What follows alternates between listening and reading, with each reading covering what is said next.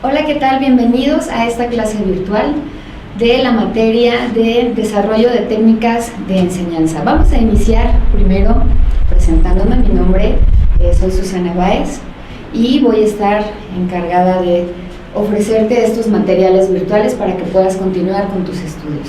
Vamos a dar inicio con el encuadre, de qué se va a tratar la materia y cuáles van a ser los criterios de evaluación. Siempre empiezo con una frase célebre. En este caso ponemos al célebre Dr. House, que dice: si quieres hacer algo, buscarás la forma, si no, encontrarás el pretexto. Recordemos que al iniciar una carrera, ustedes ya llevan un buen tramo avanzado, es necesario ser constantes y es necesario siempre repasar, repetir y reiterar sin que exista algún pretexto, porque si no, no vamos a lograr el éxito en nuestra carrera. Bueno, continuamos con mis datos. Nada más el puro correo electrónico para que a través de él podamos enviar las tareas que les voy a ir pidiendo a lo largo del curso. Espero pronto poder estar en aula con ustedes para saludarlos, ¿no?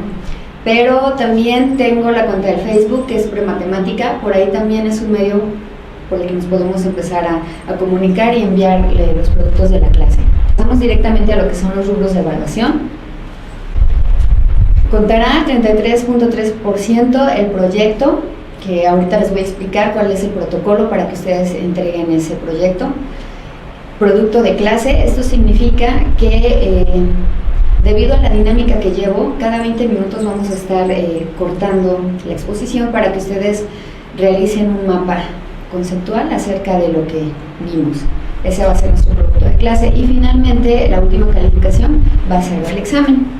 ¿Cómo va a estar el examen? Van a ser 10 preguntas abiertas de todos los temas y de todas las lecturas que hemos revisado durante la clase. Son siempre preguntas abiertas. La evaluación. La entrega del proyecto va a ser el 21 de octubre y la fecha de examen va a ser el día 28. Procuro siempre calificarles y darles su calificación ese mismo día. Ok, protocolo de proyecto. ¿Qué es lo que van a hacer? Obviamente va a llevar su portada de poligrado, materia, tema, línea de trabajo. Quienes estamos al frente de un grupo conocemos el desarrollo de las líneas de trabajo, ¿no? Cuando hacemos una junta de consejo técnico, decimos, bueno, ¿qué es lo que nosotros vamos a mejorar? Esto es parte de la ruta de mejora. Y yo espero que la mayoría ya esté familiarizado con esto, pero si no, les explico un poquito. Cuando nos reunimos en las escuelas para ver en qué hemos mejorado, qué puntos tenemos como que por cubrir, se hace una ruta de mejora, ¿no? Entonces, ¿qué es lo que tenemos que hacer en las diferentes materias para que nosotros podamos cubrir por completo la currícula que nos marca la Secretaría en este caso, ¿no? Entonces, hay muchas líneas de trabajo que se desprenden de ahí, en donde nosotros vamos a poder hacer mejoras en nuestro desempeño en el aula. Entonces, la línea de trabajo podría ser, a lo mejor, por ejemplo, mejorar el gusto por la lectura en los chicos. ¿Esto cómo lo vamos a hacer? Bueno, exponiéndolos a diferentes tipos de portadores de texto para que ellos vayan conociendo las diferentes literaturas, la comedia, los cómics, acercarlos un poquito. A lo mejor por ahí pudiéramos meter y desarrollar un proyecto, ¿no? Como es el que vamos a hacer ahorita. Después vamos a tener el rubro de actividades permanentes. ¿Qué significa esto? Bueno, estas actividades son las que vamos a realizar de manera constante en nuestro grupo. Por ejemplo, en un grupo de preescolar, las actividades permanentes van a ser un chiste, un trabalenguas, contarnos los lunes cómo nos fue el fin de semana y sobre todo ahorita, ¿no? Que con esta experiencia que hemos tenido tan devastadora, que ellos puedan contar lo que vivieron, lo que sintieron, porque pues es parte de nuestra labor, hacer que el niño diga cómo se siente al respecto, ¿no? Entonces, actividades permanentes también podría ser que se laven los dientes, que limpien su lugar, que repartan mochilas, que repartan sus atavíos de invierno. Esas son actividades permanentes. Entonces nosotros tenemos que hacer dentro de este proyecto cuáles van a ser nuestras actividades permanentes que les vamos a poner a los chicos. Después, actividades asistenciales. En estas se toma en cuenta la elaboración de, ¿cómo se llama? La elaboración de aseo personal, de, por ejemplo, que limpien su lugar, ¿no? ¿Cómo se llama? La parte de la educación, a donde nosotros hacemos que se hagan de hábitos de higiene, por ejemplo, ¿no? A eso se refiere, perdón, la parte de actividades asistenciales, que es lo que se va a llevar a cabo dentro de este pequeño proyecto de ahora que vamos a hacer. Después vamos a tener el objetivo general. Cuando nosotros estamos dando un tema en específico, vamos a tener el objetivo general.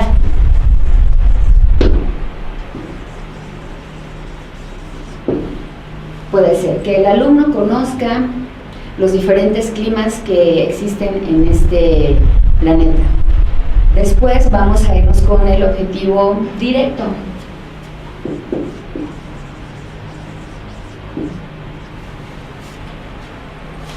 Que el alumno se familiarice y conozca la flora y fauna del desierto, por ejemplo, ¿no? Desierto. Y finalmente el objetivo indirecto.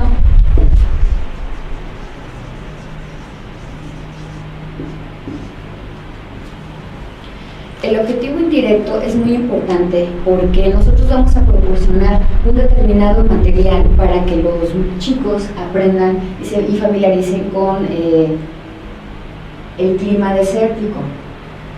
El indirecto, tenemos que observar el desarrollo de esta dinámica. ¿Por qué?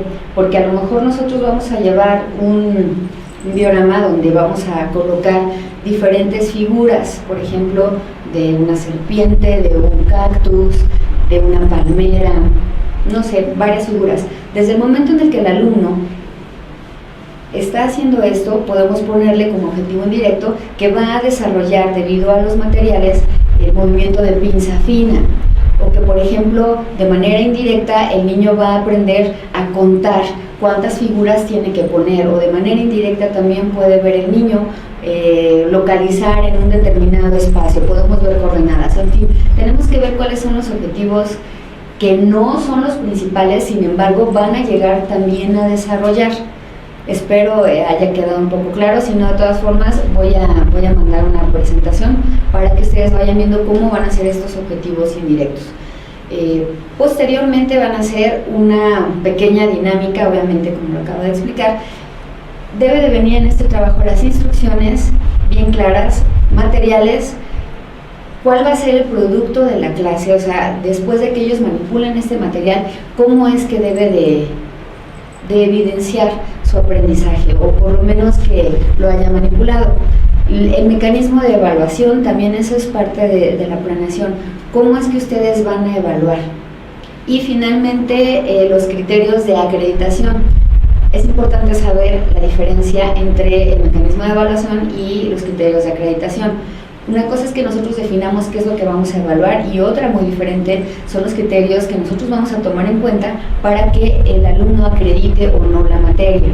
De preferencia que sean nada más 3 niveles, ¿no? Lo hace bien, lo hace con ayuda, o no se logró el objetivo, para no basarnos simplemente en los números. Y también les voy a pedir que le pongan al final del trabajo la bibliografía, en donde se están basando para sacar todos estos materiales, o su materia que ustedes vayan a elegir.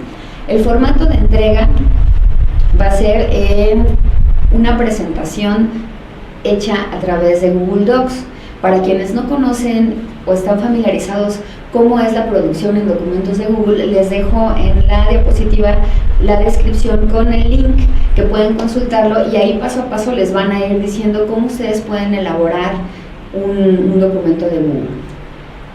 Cuando ustedes ya tengan su trabajo, deberán enviarlo al correo que les acabo de dar y poner en el asunto, por favor, eso es muy importante porque a mí me permite ubicar sus trabajos de manera más rápida.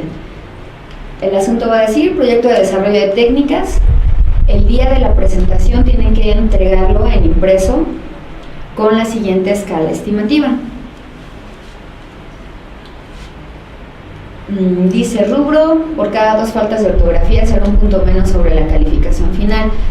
Es muy importante que ustedes aprendan a escribir de manera correcta. Ya en licenciatura no podemos darnos el lujo de tener muchas faltas de ortografía. Por favor, pónganle el corrector de ortografía y si no, búsquense un diccionario antes de poner las palabras, porque sí les bajo y les resta mucha puntuación el hecho de que ustedes tengan faltas de ortografía. Se los encargo mucho, por favor. La portada con los datos completos: nombre, grado, generación, plantel, modalidad. Eso es lo que ustedes van a poner. Ahorita la propuesta es que ustedes lo hagan de manera individual. Sin embargo, si se restauran las clases, podemos hacerlo de manera en pares o en tríos, en equipo prácticamente, pero bueno, eso lo veremos un poco más adelante.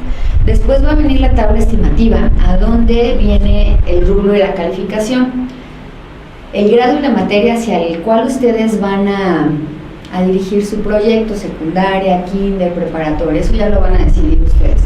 Después, tema y línea de trabajo, lo que les acabo de explicar: actividades permanentes asistenciales, objetivo general, directo e indirecto, instrucciones, materiales, producto de clase, mecanismos, todo lo que les acabo de decir, y desde luego la presentación. Esta tabla la deben de traer impresa dentro de su engargolado que me van a entregar, porque en esa tabla es a donde yo les voy a poner su calificación y también les voy a poner las sugerencias para que ustedes puedan mejorar su trabajo.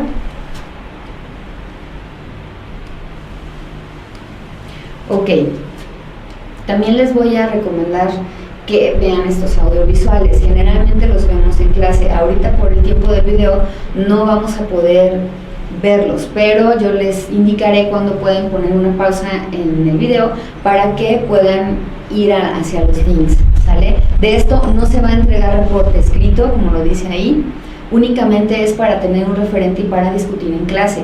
No se entrega reporte escrito. Me da mucha pena que luego llegan con sus reportes de los videos o de las películas que les sugiero, pero en este caso no, por favor, no hay reportes. Estos son los audiovisuales que les sugiero que por favor los vean. Está el nombre del audiovisual y están las direcciones electrónicas en el YouTube.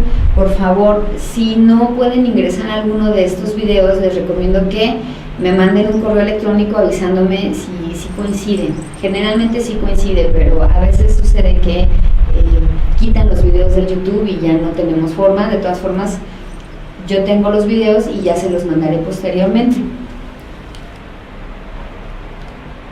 Ok, bueno, instrucciones para jefe de grupo me las voy a saltar porque no estamos en un aula normal.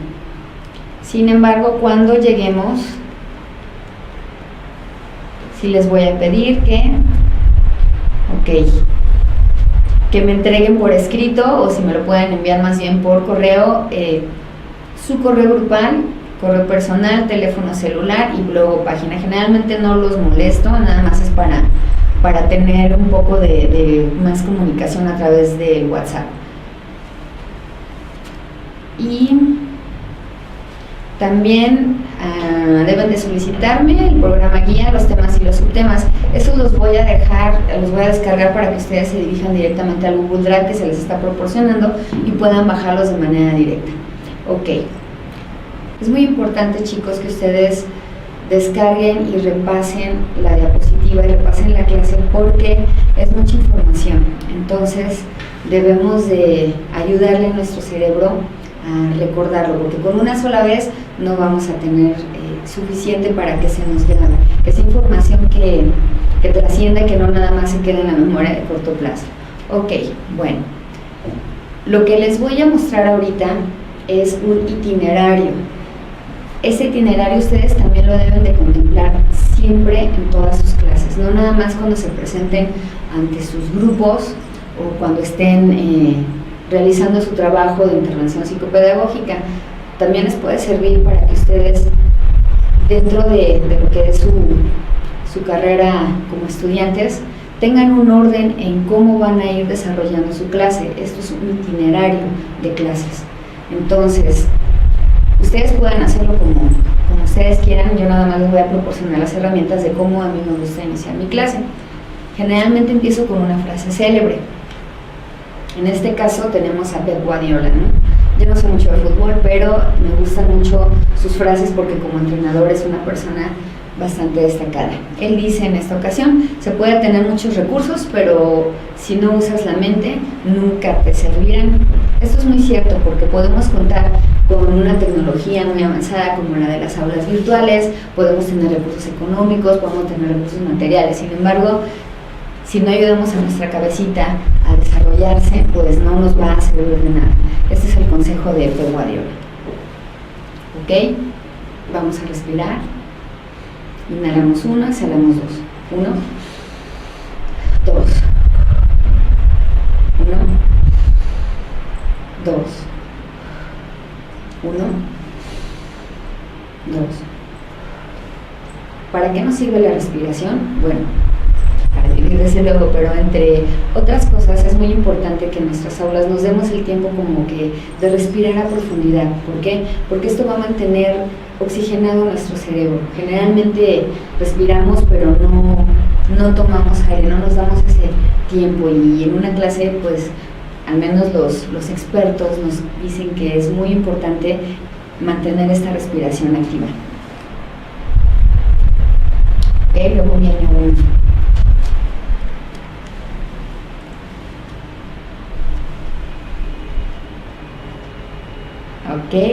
viene un acertijo. Esto es parte de la activación. Les voy a pedir que lean, dice complete, es una numeración, 1, 2, 3, 4, 5. Completar el cuadro, no es el 6. Estos acertijos generalmente se los pongo porque estamos muy acostumbrados en nuestro marco mental a que si vemos números lo relacionamos con matemáticas. Entonces, ponle pausa tantito al video para que pienses y analices cuál es el símbolo que pudiéramos poner ahí. Acuérdate que nosotros como psicopedagogos debemos de tener una visión panorámica de todo, no debemos de enfrascarnos nada más en una sola visión. ¿Ok? Te invito a que le pongas pausa.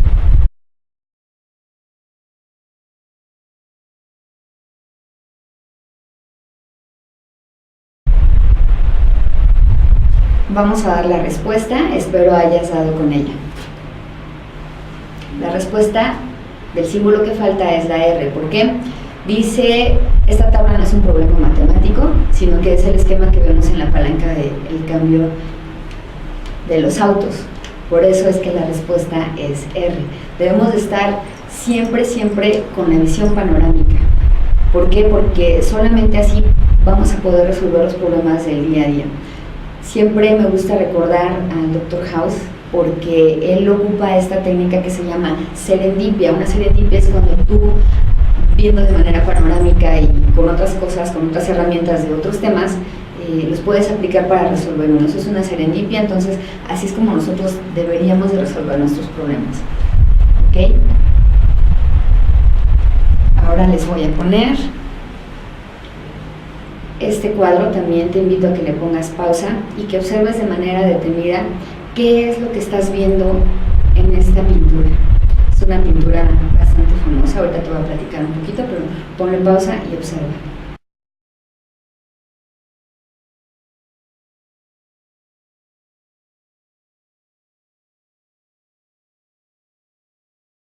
Lo que observamos, pues bueno, es un paisaje de un campo de trigo.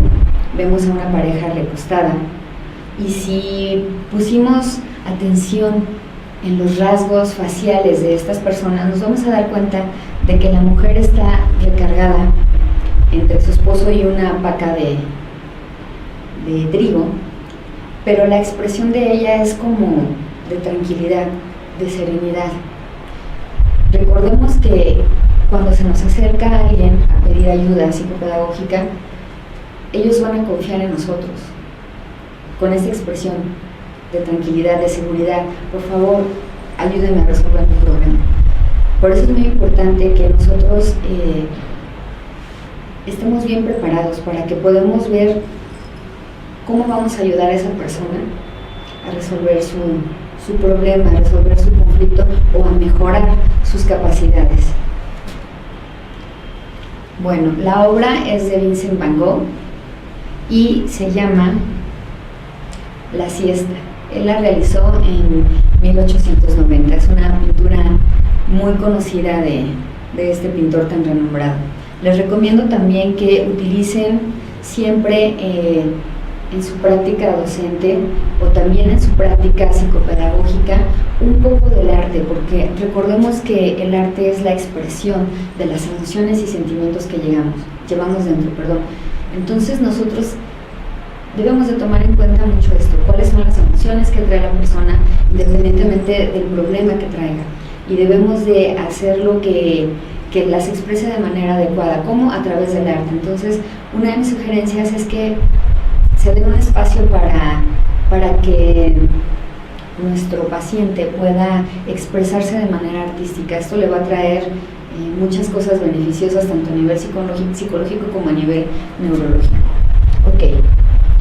Parte de la didáctica es que cada 20 minutos yo voy a cortar mi discurso para que ustedes realicen, en primera, un mapa mental, como ustedes lo quieran hacer. Ahorita les voy a hablar un poquito acerca de unas técnicas para que no nada más sea mapa mental, sino que sea una técnica de síntesis, un esquema, para que empiecen a asentar un poquito toda la información que se les está dando. Después van a realizar un pequeño ejercicio de gimnasia cerebral. Esto nos lo comenta un neurólogo que es bastante bueno, porque nuestro rango de atención es de 20 minutos únicamente, ¿no? Todos hemos estado sentados en un salón de clases y como que a los 20 minutos ya empezamos como que a movernos, a distraernos. Entonces, de lo que se trata esta parte de la neuroclase es de que podamos tener a los alumnos espabilados y con la mayor atención posible, ¿no? Entonces va a ser el ejercicio de gimnasia cerebral, y también vamos a darnos un tiempo para estirarnos, porque es muy cansado estar sentado tantas horas en las bancas. Entonces unos ejercicios de estiramiento que sean rápidos, que nos espabilen, van a estar perfectos. Ok, estos son diferentes esquemas. Yo te invito a que investigues un poco acerca de ellos. Ahorita te voy a dejar una bibliografía a donde vienen bastantes.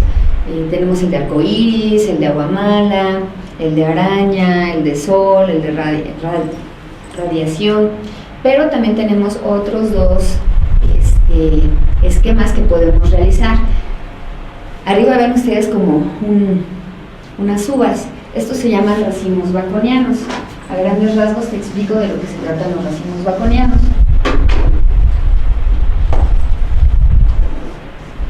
Todo el conocimiento que vamos acumulando se va a ir compaginando con otros. Entonces, generalmente me los entregan como racimos de uva, porque son racimos baconianos en honor a Francis Bacon, porque él decía que el conocimiento siempre debía de estar unido, siempre debíamos de tener esta visión panorámica, porque no se iban a generar al final un conocimiento aislado, sino que venía como en racimos, o sea, es parte de todo. De hecho, Watson le pone a esta tendencia el conexionismo. Es muy interesante la teoría, pero bueno, te explico un poquito acerca de los racimos baconianos.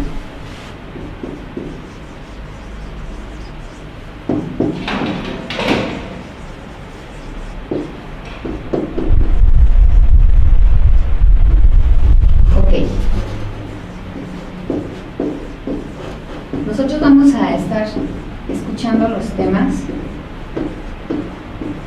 y de estos temas nos van a saltar a lo mejor algunas ideas que nosotros ya tenemos previamente, el conocimiento pasado acerca de un tema, que es lo que yo sabía al respecto, no importa si está mal.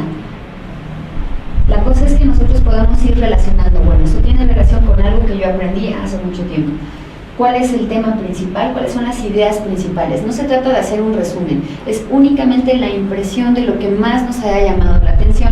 En esta parte de acá yo voy a poner cuáles son las ideas que hemos estado revisando, y finalmente voy a proyectarlas hacia el futuro. ¿Cómo puedo aplicar este conocimiento? ¿Cómo puede servir este conocimiento en un futuro? O en otras materias que yo esté llevando, o por ejemplo, ¿cómo puedo aplicarlo en mi trabajo? A eso se refiere este tipo como de línea de tiempo. Esto es un racimo baconiano. Recuerden, no es el resumen completo, no es transcribir las diapositivas, no es saturarlo, debe de ser algo bastante ágil que nos permita a nosotros ir tejiendo, ir relacionando todos los temas que estamos viendo. Es muy sabido que una de las grandes fallas de la educación es precisamente el que nosotros no retomemos la información que tenemos previamente para irla integrando, para irla como tejiendo. Esto es muy importante que lo hagan les sugiero que hagan racimos baconianos para que les pueda ayudar a como a ir aterrizando otros contenidos de otras materias, porque si nosotros no vamos tejiendo, entonces la información se queda aislada y pues muchas veces no nos sirve de mucho. Ok, la segunda técnica que les sugiero es un QGIS. Ustedes pueden ver en la diapositiva que es como el dibujo de una ballena. Esto es como un tipo caligrama. Un caligrama es un pequeño poema de una imagen, pero en vez de ponerle las líneas, se le ponen las palabras. En este caso ustedes pueden retomar algunos conceptos y pueden empezar a hacer su QGIS. Son muy bonitos, es como parte de ir integrando la información de ambos hemisferios, porque ya sabemos que en el hemisferio izquierdo nosotros vamos a tener la parte de la semántica, la parte lógica, la parte que nos va a recordar cómo ir mecanizando la información, y del otro lado, el hemisferio derecho, nosotros tenemos lo que es el desarrollo de la parte creativa. Entonces, lo que pretende el QGIS es como a lo mejor un poquito ir entrelazando esta parte de la creatividad, del arte, de la expresión, pero tomando en cuenta la información que se da en los cursos que nosotros llevamos. El siguiente es la biografía de consulta acerca de estos esquemas. El QGIS y el racimo baconiano no vienen aquí, pero el de araña, el de arcoíris, el de nube sí vienen. El libro es Metodología Constructivista de Julio Pimienta, de la editorial Pearson. Te recomiendo mucho que lo busques en internet y que veas cuáles son las aportaciones que él nos hace. Es un libro muy interesante. Finalmente, la gimnasia cerebral. ¿Cuál va a ser nuestra gimnasia cerebral? Esta se llama la diana. Significa que tú vas a poner tu mano así y vas a poner tu otra mano así. ¿De qué se trata la diana? Es apuntar con una pistola a nuestro blanco y tienes que hacer el cambio. Una y otra, una y otra. Hay que practicarlo. Obviamente no va a salir a la primera, pero te sugiero que constantemente, cuando te acuerdes, que vayas en el transporte, que estés en la línea del súper, practiques esto para que vayas un poquito como que enlazando estos hemisferios, ¿vale? No tiene que ser mucho tiempo, es poco a poquito, con 2-3 segundos que lo intentemos, con eso va a bastar. Ok. Finalmente, tenemos los ejercicios de estiramiento. Lo que comentaba hace ratito, es muy cansado estar durante muchas horas sentado en un lugar, y aparte podemos tener a lo largo consecuencias para nuestra columna. Entonces te sugiero que también realices estos ejercicios de estiramiento, que son muy sencillos, son en 2-3 segundos, pero que nos pueden ayudar a espabilarnos para poner un poco más de atención a los temas que estamos revisando. Ok.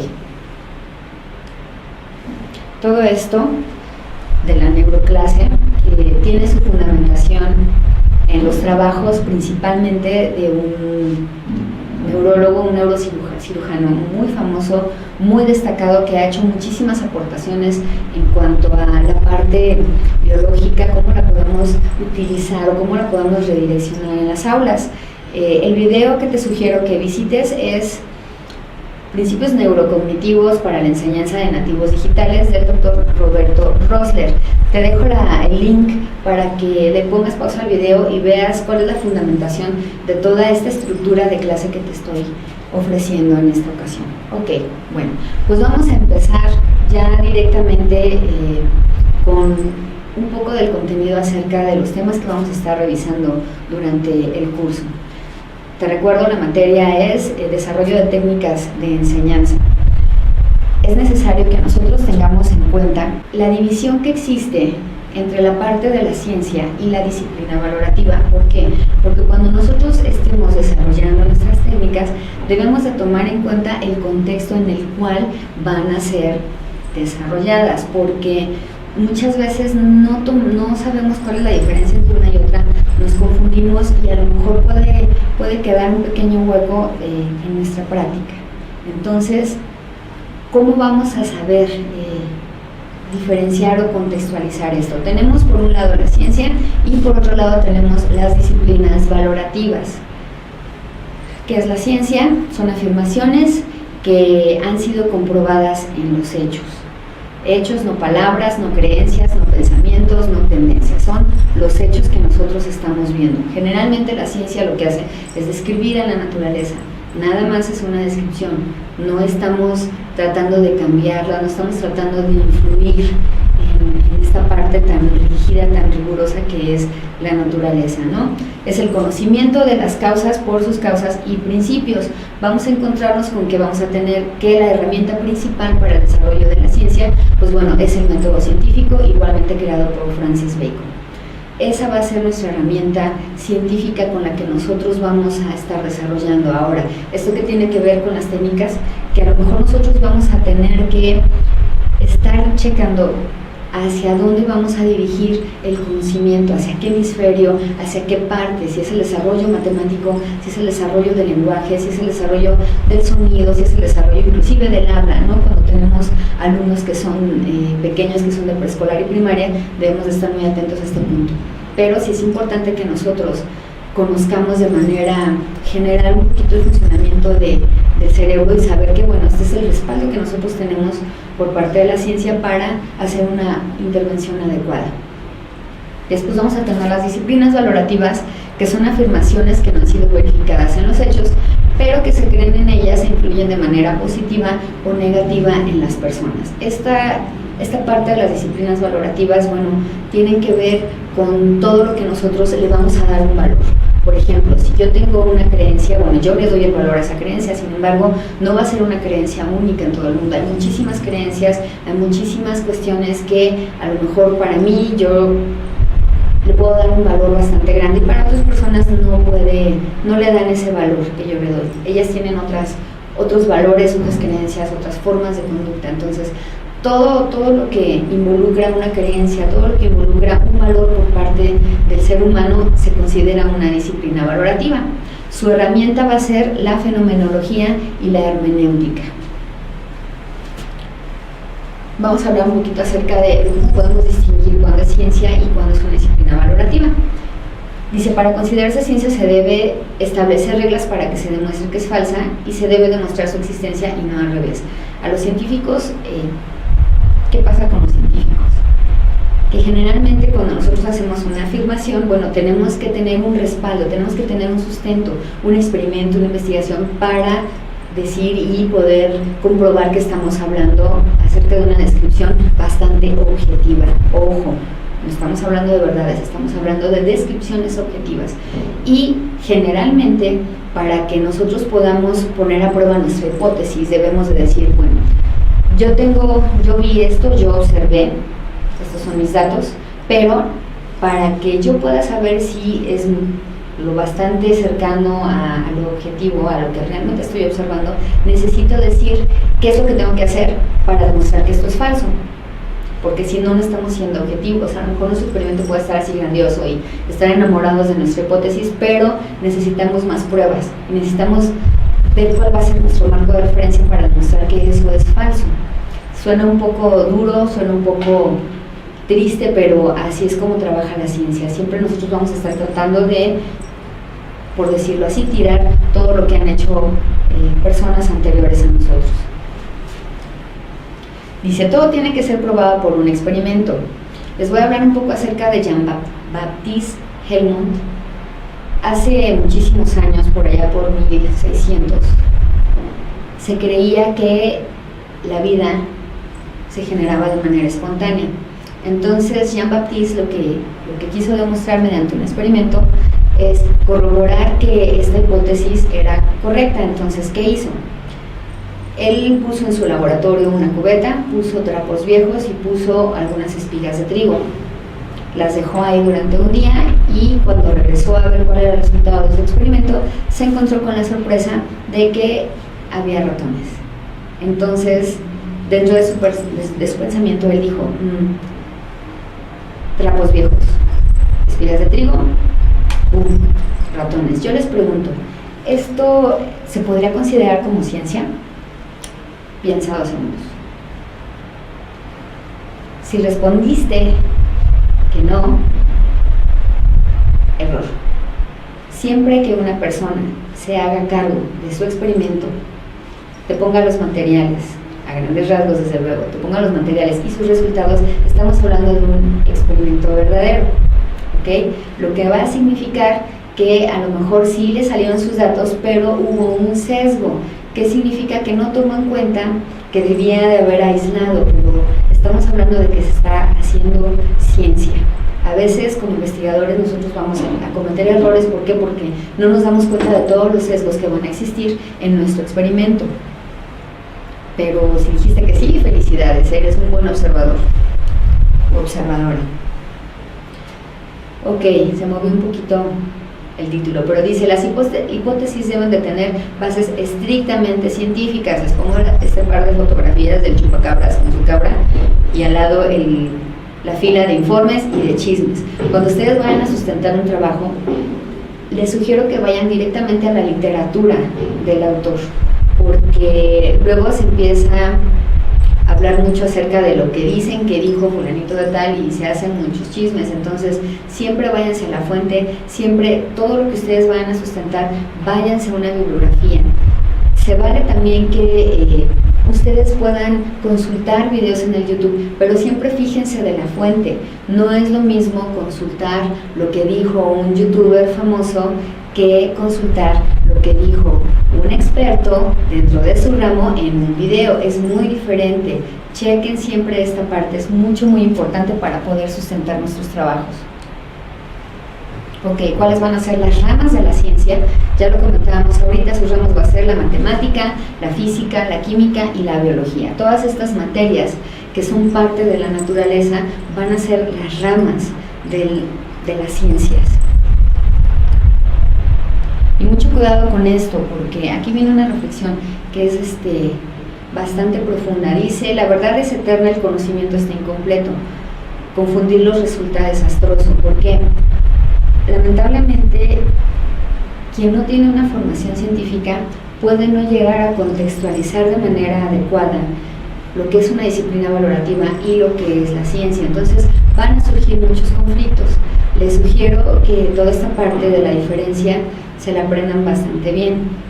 Por favor, para que ustedes contextualicen desde qué perspectiva están ustedes hablando, o a qué se están ustedes refiriendo, o cómo van a contextualizar sus técnicas, porque no es lo mismo implementar un material que, por decirlo así, esté bien visto por la sociedad o por los padres de familia, a que ustedes implementen un material que sea estrictamente científico y desarrollado para un área específica del cerebro. Entonces es muy importante que ustedes se graben y que entiendan esta parte.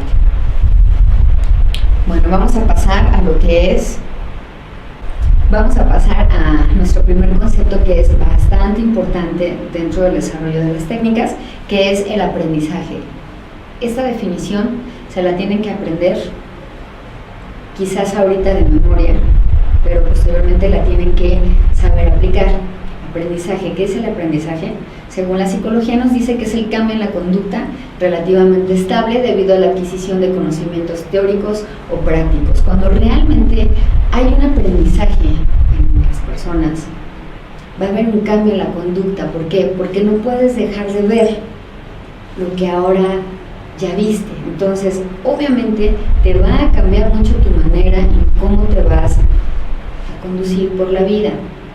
Albert Einstein decía, no es lo mismo, no da igual un burro cargando libros que una persona que colecciona datos. Si la persona no cambia la actitud, solo está coleccionando datos.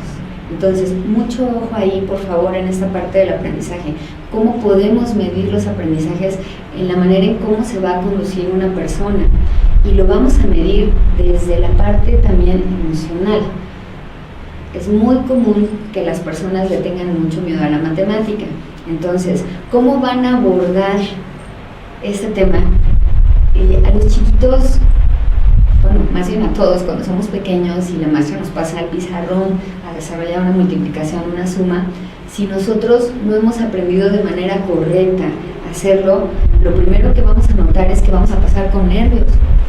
No sé, me equivoco. Entonces, desde ahí estamos haciendo una evaluación del aprendizaje, de los contenidos.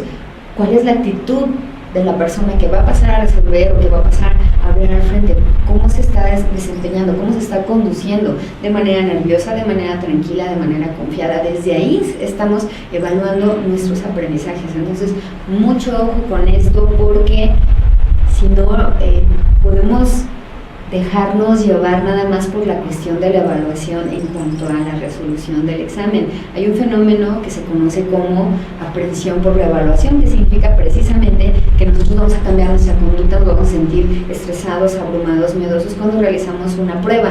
Entonces, desde ahí hay que empezar a fomentar este aprendizaje, cambiando la conducta y implementando nuevas técnicas en nuestra práctica para que sean lo que se conoce como aprendizajes verdaderos o aprendizajes que van más allá de la simple memoria, porque la memoria muchas veces no nos va a servir para cuando nosotros estemos ya al frente de nuestro trabajo como psicopedagogos. No podemos estar memorizando, debemos de aprender, debemos de desempeñarnos de manera adecuada, una conducta adecuada.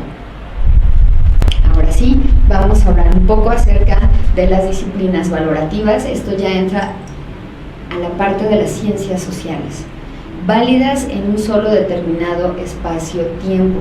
Todas las cuestiones valorativas van a tener un lugar a donde se van a validar, nada más. No vamos a poder validar las mismas costumbres, las mismas tradiciones que de hace un siglo en la actualidad. Ahorita vamos a hablar un poquito más acerca de eso.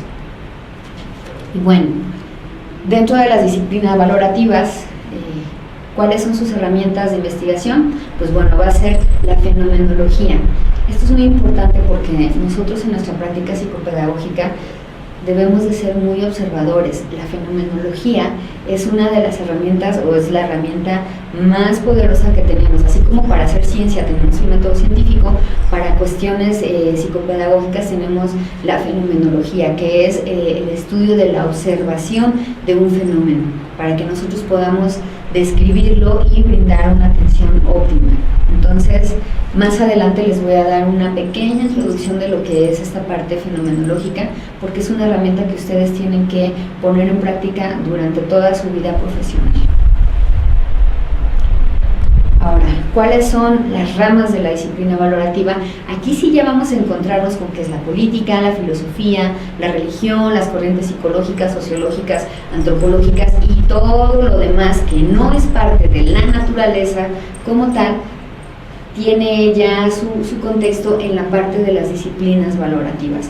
Todo lo que me gusta, todo lo que no me gusta, en fin, todas estas visiones y posturas de todos y cada uno de los seres humanos es una disciplina valorativa. Todo su pensamiento, todos sus gustos, ¿a qué le vamos a dar nosotros valor? Comentábamos, ¿no?, lo de verdades absolutas. Muchas veces decimos, es que no hay verdades absolutas. Bueno, pero vamos a contextualizar cuáles son estas verdades absolutas, ¿no? Si pertenecen a la naturaleza, una verdad absoluta es que todos vamos a morir. Una verdad absoluta es que el oxígeno es vital para todo ser humano. Todo hombre envejece. Necesitamos beber agua. O sea, estas son verdades absolutas que pertenecen exclusivamente a la parte de la naturaleza. Nosotros no podemos tener algún tipo de inferencia o algún tipo de, no de inferencia, algún tipo de influencia sobre estas cosas que son de la naturaleza.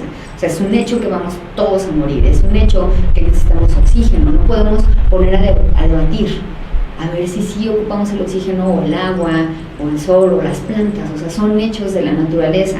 Pudiéramos llamarlas verdades absolutas, tal vez, pero son hechos naturales. Ahí nosotros no podemos meter manos. Sin embargo, cuando nosotros nos vamos a la parte de las disciplinas valorativas, aquí sí vamos a ver que podemos decir si es correcto o no. Lo comentaba hace un momento. No es lo mismo la cultura, las tradiciones de hace un siglo que las de ahora, ¿no?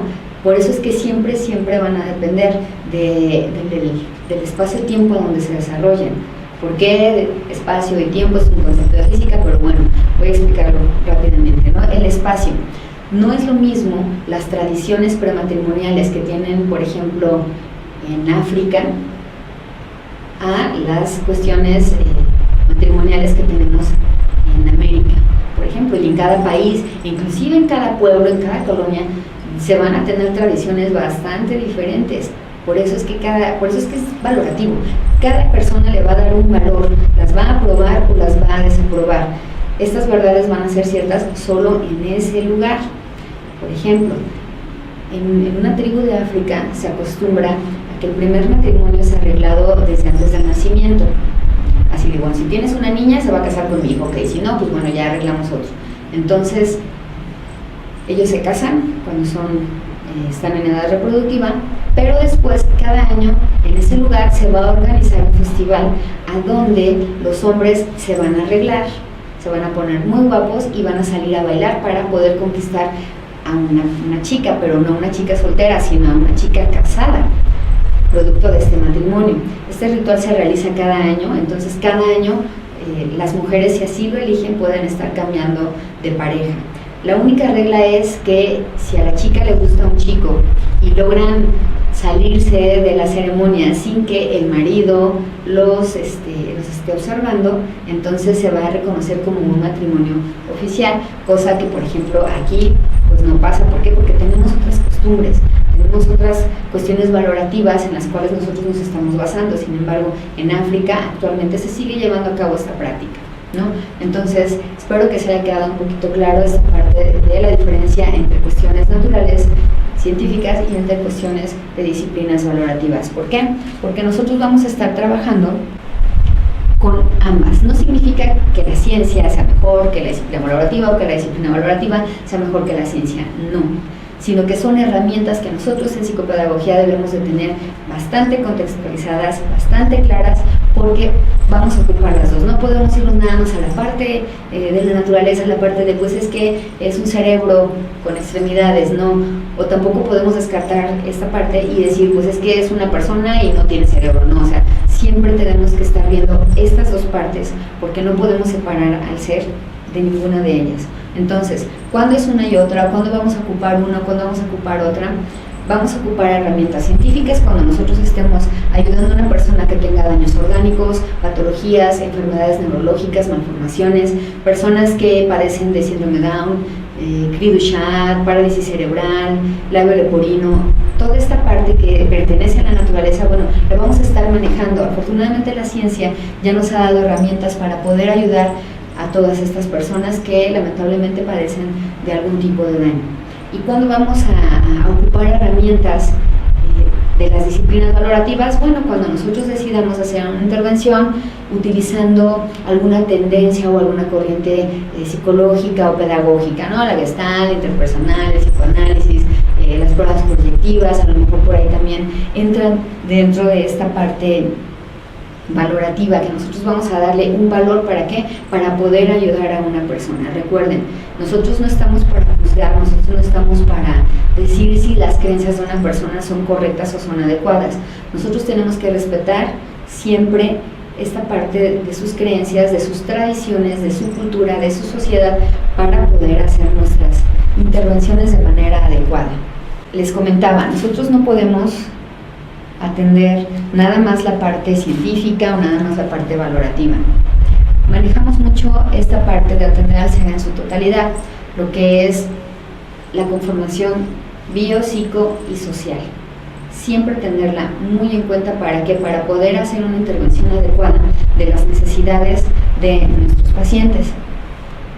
Y hablando un poquito de necesidades, vamos a ver otra perspectiva acerca de las necesidades que tiene el ser humano. El doctor Nutin, así se llama, es un apellido bastante poco común, nos menciona que vamos a poder dividir las necesidades en dos grandes grupos, lo que son las necesidades sociales y las necesidades personales. No vamos a retomar la parte de las necesidades que nos plantea Maslow. No es que sean incorrectas, sino que nosotros podemos trascender hacia otras necesidades, porque se supone que somos seres racionales, que somos seres pensantes, y podemos, por decirlo así, elevar nuestro pensamiento, elevar nuestro panorama. ¿Para qué? Para poder satisfacer todas estas necesidades que a lo mejor, que ahorita que las mencione, como que siempre han estado ahí, pero hay que aterrizarlas un poquito. Bueno, entonces tenemos dentro de las necesidades sociales lo que es el sentido del deber. Nosotros debemos de tener mucho cuidado en esta parte de cuáles son nuestros deberes como sociedad que somos, porque a veces si nosotros no tomamos en cuenta este tipo de necesidades, a lo mejor las cosas no pueden ir también, lamentablemente, para nosotros. El primer deber que nosotros deberíamos de incluir son los deberes políticos. Si bien pagamos impuestos, bueno, también tenemos el derecho a conocer y a saber acerca de cómo es el desenvolvimiento de nuestros políticos. Pero bueno, esto es parte de un aprendizaje que debemos de ir adquiriendo. Yo sé que a lo mejor suena tedioso, suena aburrido, suena a mí no me importa, es que yo no soy apolítica, pero hay que cambiar un poquito como que esta actitud para tener esta parte del sentido de los deberes que como ciudadanos tenemos y también como nuestros derechos, porque para poder exigir nuestros derechos, bueno, debemos de cumplir con nuestras obligaciones. Después viene la parte del colectivismo.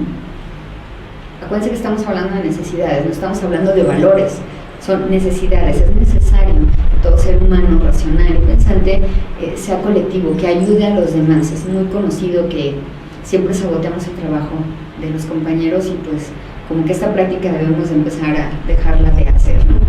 Igual, compañerismo, viene como que pegado con el colectivismo, no vamos a ayudar sin importar a quién estamos ayudando. Siempre que nosotros vemos a un ser humano en problemas, pues es un ser humano en problemas.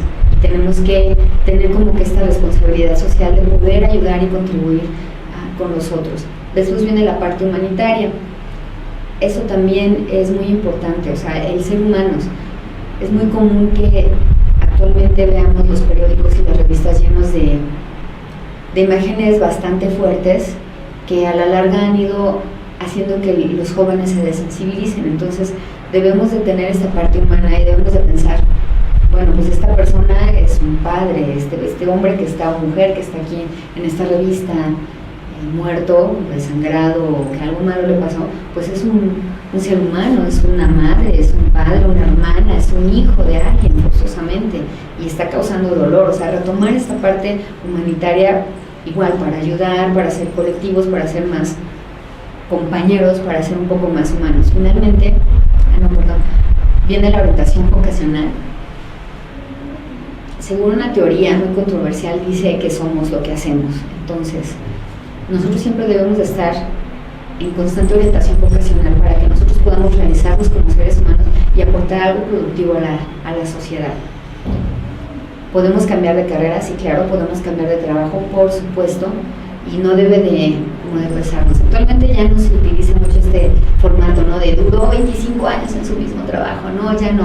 Vamos cambiando de trabajo, ¿por qué? Porque nos vamos complementando como seres humanos. Y aún después de que nosotros nos pensionamos, seguir trabajando en el desarrollo personal y seguir haciendo lo que nos gusta al final, ¿no? Porque eso es una parte muy importante de todo ser humano. ¿Cómo podemos seguir aportando después de que nosotros nos jubilemos, ¿no? Porque pues, a lo mejor el cuerpo como que ya no envejece, ¿no? Eso es una verdad de la naturaleza, pero nuestra mente no, y podemos siempre seguir ocupándonos en hacer alguna actividad.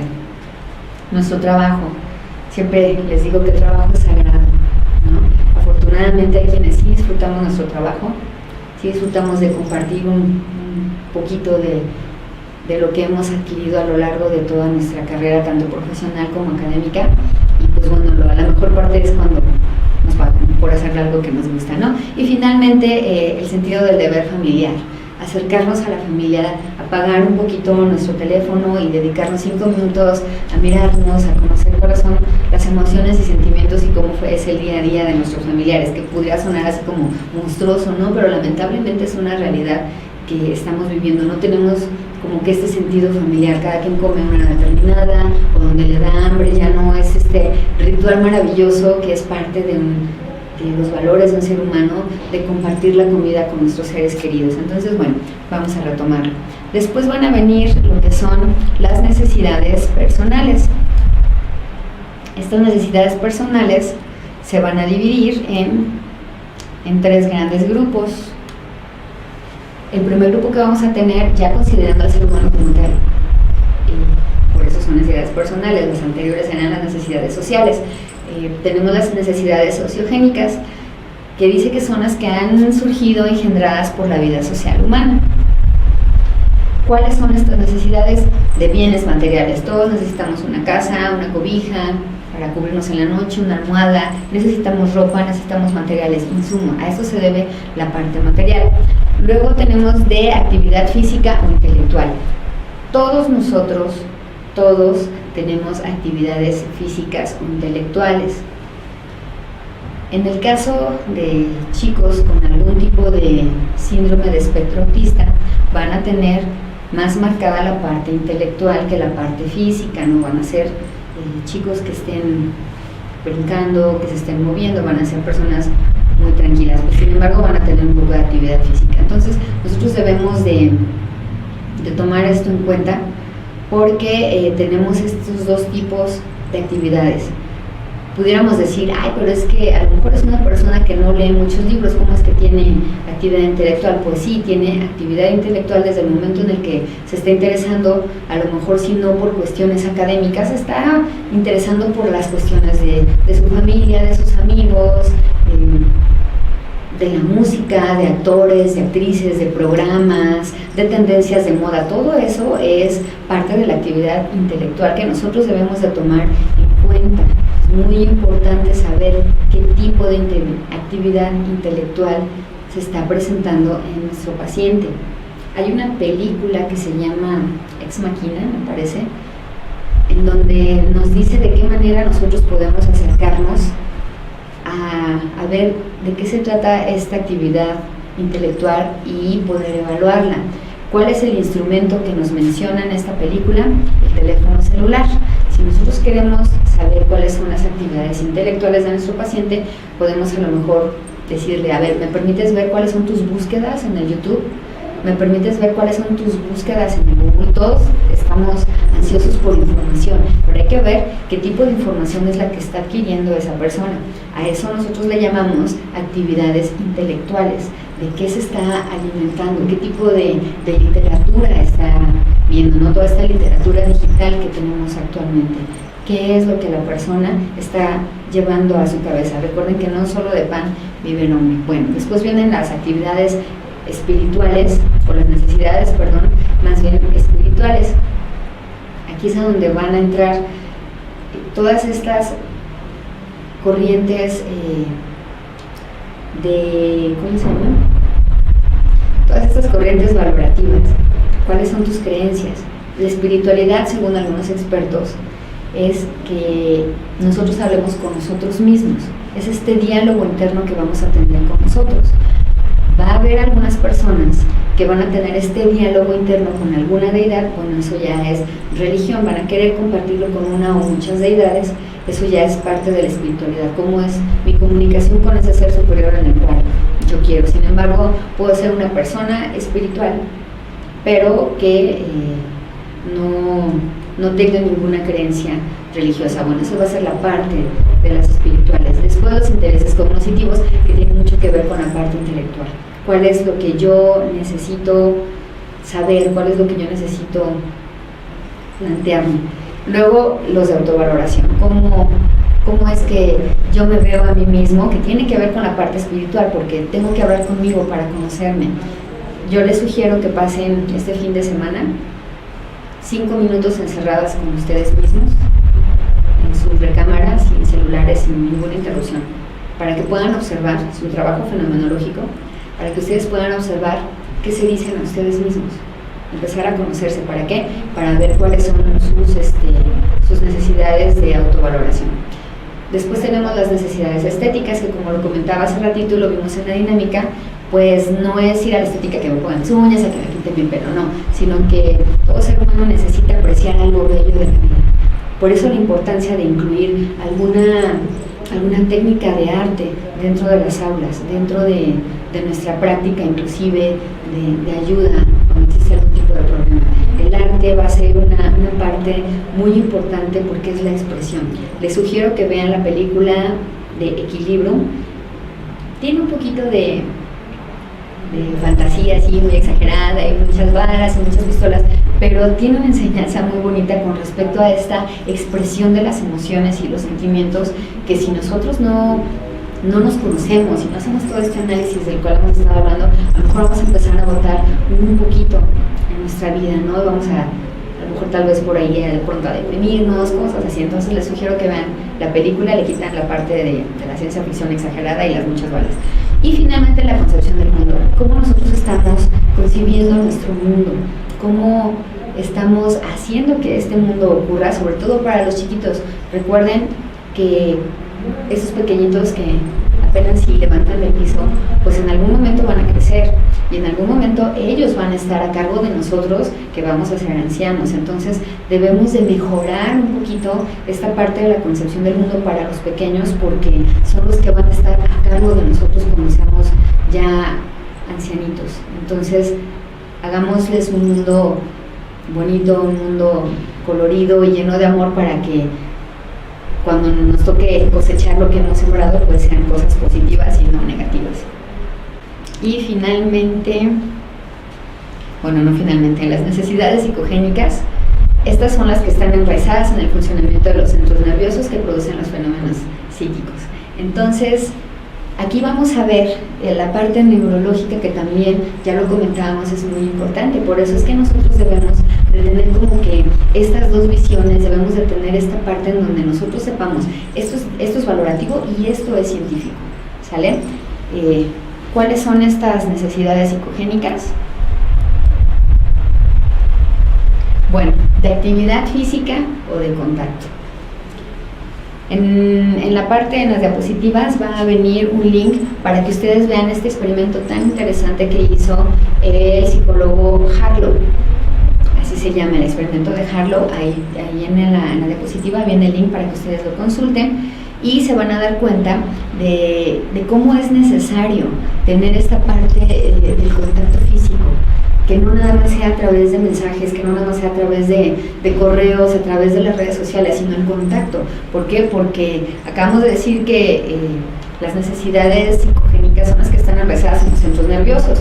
Recordemos que cuando hay algún bebé prematuro, algún bebé recién nacido, lo meten a la incubadora, pero sí es muy necesario que los padres entren, obviamente todos esterilizados y sin ningún tipo de contagio de algún tipo de bicho, a apapacharlos, a besarlos, a platicarles, porque el cerebro siempre va a estar tratando de comunicarse y siempre va a estar tratando de recibir información, y si esta información es ineficiente, de apapachos, de besos, de sonrisas, de miradas, el cerebro va a empezar a desconectar. Eso es un hecho.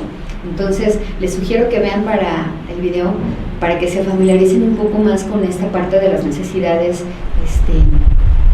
psicogénicas, que ese es nuestro trabajo prácticamente, ¿no? El estar viendo cómo es esta difícil interacción entre los familiares y entre cómo está funcionando esa cabecita, porque a lo mejor de pronto nos vamos a dar cuenta de que nuestro paciente puede tener algún tipo de síndrome de espectro autista. Es muy común que personas que tienen Asperger no son diagnosticadas porque pues es un síndrome de alta funcionalidad, entonces nos damos cuenta ya cuando somos adultos, ¿no? Y ahora sí, para terminar esta pequeña introducción, tenemos las necesidades psicobiológicas. Aquí sí ya vamos a meter toda esta parte de las necesidades más fisiológicas, que son de respiración, agua, comida, sueño y sexo, que son mecanismos de regulación de nuestro cuerpo. Bueno, creo que ya tenemos que terminar la clase del día de hoy. Al finalizar nuestra pequeña clase que tuvimos ahorita, vamos a hacer un pequeño examen de autoevaluación. Les sugiero que escriban las preguntas y que las contesten primero sin ver el video, por favor, y ya después viendo el video con un poco de ayuda. ¿Cuál es la diferencia entre ciencia y disciplina valorativa? ¿Cuáles son las herramientas y ramas de cada una? ¿Por qué es necesario saber estas diferencias? ¿Cuántos tipos de necesidades hay? La siguiente. Argumenta por qué los 3 tipos de educación se aplican en la actualidad. Bueno, cuando ustedes revisen la diapositiva, van a poder checar la información y van a poder hacer su argumento. Y finalmente, del resto de los temas, les sugiero que elaboren 5 preguntas con sus respuestas para que ustedes mismos vayan haciendo esta parte de la autoevaluación. Les dejo aquí la bibliografía de donde saqué los datos que les expuse, y tenía por ahí un pequeño un pequeño chistecito, que también es parte, de arriba, que también es parte de lo que nosotros debemos de tener en el aula, ¿no? Un poco de humor, un poco de las emociones, porque a lo mejor venimos todos molestos, venimos estresados del tráfico de la ciudad, de tanta problemática, pero siempre hay que procurar a través del humor hacer de nuestra aula un espacio a donde podamos liberarnos de toda esta carga emocional tan negativa que a veces no la podemos evitar. No podemos evitar el tráfico, bueno, sí, es muy complicado, pero podemos a través de un chiste, a través de un meme, como que cortar con la dinámica de estrés que traemos de esta clase. Y pues bueno, me despido, estoy a tus órdenes, soy la profesora Susana Báez y espero tener la oportunidad de vernos personalmente. Esperemos que todo esté saliendo bien por allá por Tlalpan y mucho éxito en sus estudios. Hasta luego.